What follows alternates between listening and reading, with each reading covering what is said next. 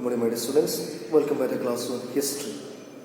So far, we have completed the meaning of Industrial Revolution, the meaning of capitalism. We have learned the causes of capitalism, the term called capital, capitalist, and capitalism. Today, we move on to the next topic, the last topic, that is socialism. How to define the term called as socialism? Socialism is an economic system in which the means of production will not be controlled by private individuals. Means of production will not be controlled by private individuals, but it will be controlled by the community. By the community means by the society, and all share fairly, all share fairly in the production. This is how you define the term called socialism. Socialism, it is an economic system in which the means of production will be controlled by the community and all share fairly in the wealth produced or in the production. Now, why did it emerge? Why did socialism emerge in the society?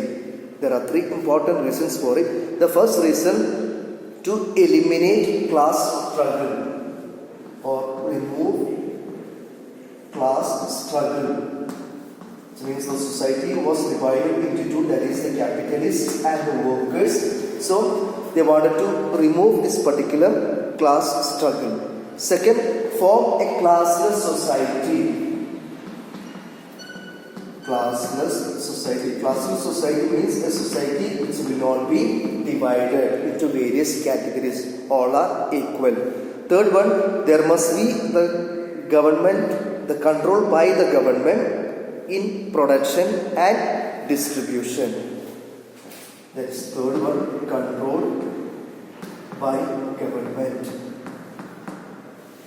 in the production and also in the distribution. These are the three reasons why we have the emergence of socialism in the society. Now, what are the principles of it? The principles on which socialism is based.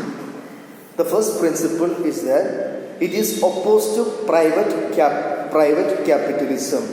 It is against capitalism.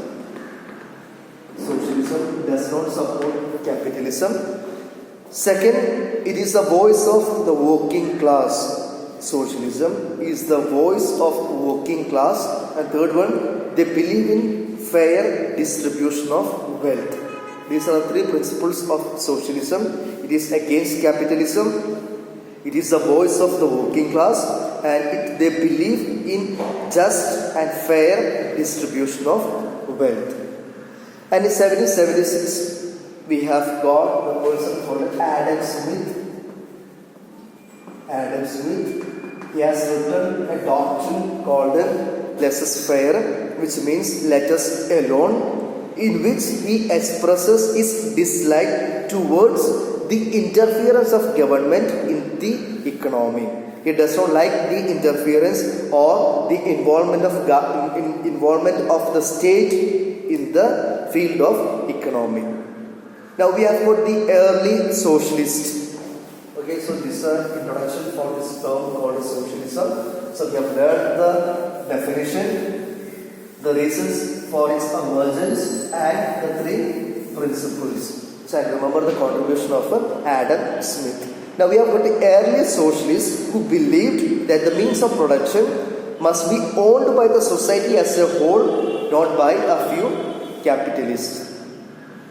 Early socialists had the belief that the means of production must be controlled by the society as a whole, as together, and not by a few individuals. And we have got the person called Robert Owen, who is considered as the father of British socialism. So, father of British socialism is known by the term, is Robert Owen. Robert Owen is the father of British socialism, and he had a cotton mill in which he practiced socialism, which means he reduced the working hours and he paid good wages for the workers. And we have other people like Fourier, Saint Simon, the names of early socialists. Now moving on to the next topic, that is, what are the causes for socialism? There are three important causes. The first one is reaction against the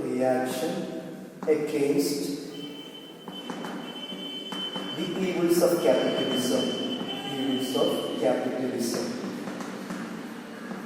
That is the first one, reaction against the evils of capitalism. Second, trade union movement.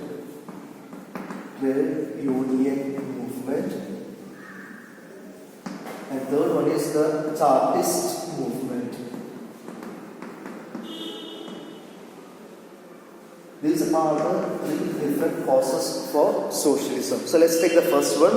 How did it become a reaction against the evils of capitalism? So remember, in capitalism, the society is divided into two, the capitalists and the workers. And who got the advantage? The advantage was only for the capitalists, which means they had their own selfish interests. They exploited the workers for their personal benefit. They provided only low wages, and the workers had long hours of work. And the capitalists, the owners, they amassed the wealth and they led very luxurious life. So this particular division created social disharmony, and there is always a struggle between the capitalists and the workers. So as a reaction, the arrival of socialism was to take up the cause of the workers and to save them from the exploitation. So that's what the term called as a reaction against the evils of capitalism. So socialism emerged in a way to support or to take up the cause of the workers and to save the workers from exploitation. Now moving on to the second, that is the trade union movement. The trade union movement compelled or forced the British government to recognize the right of the workers. And this trade union movement, made the workers to realize that they had their own rights. So that is the impact of a trade union movement. The last one is the Chartist movement. Between the time period 1836 to 1848, the conditions of the workers were becoming very bad. The conditions were not so good for the workers. So they had to face lots of hardships, and they wanted some kind of social and political equality. So the leaders came together and they put up their demands in the form of a charter in Parliament, and that is known as a Chartist movement. The leaders of the workers came together and they put the demands in the form of a charter, that is known as a Chartist movement. And what was its aim? The right to vote must be given to the workers. To get this right done, there were various strikes and the rights organized by the workers. But by the 19th century, we have a decline in this particular movement called a Chartist movement. So I hope you have clear with all these three causes. Reaction against the evils of capitalism. Second is the trade union movement. And third one is the Chartist movement. I hope you have clear now. So let's move on to the last topic, that is Marxist socialism. And what does it mean? So this is the last topic, that is Marxist socialism. So this is the last topic to be learned, that is Marxist socialism.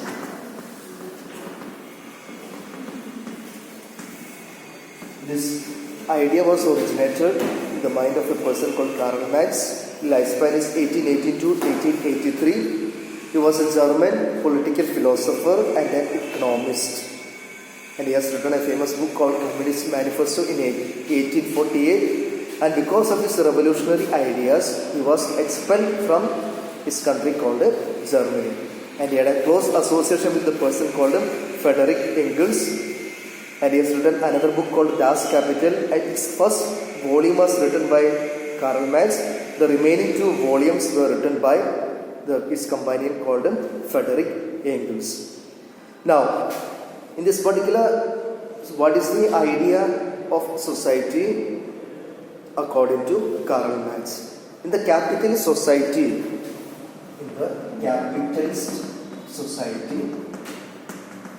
there will be always two divisions. In the capitalist society, there will be two divisions. The first one is the working class. The working class, that's the first division. Second is the employee class.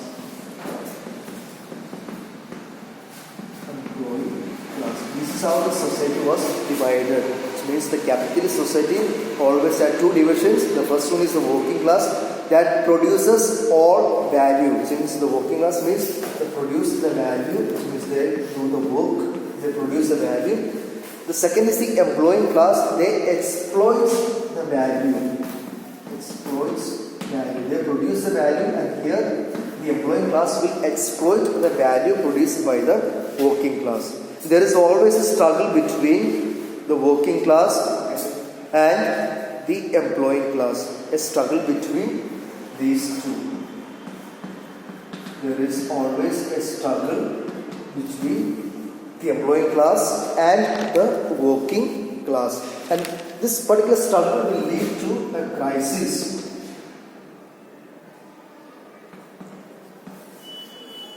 This particular struggle will lead to a crisis, and that will end in collapse of. So there is a struggle between the working class and the employing class, and this struggle will lead to a crisis, and that will be the collapse of capitalist system.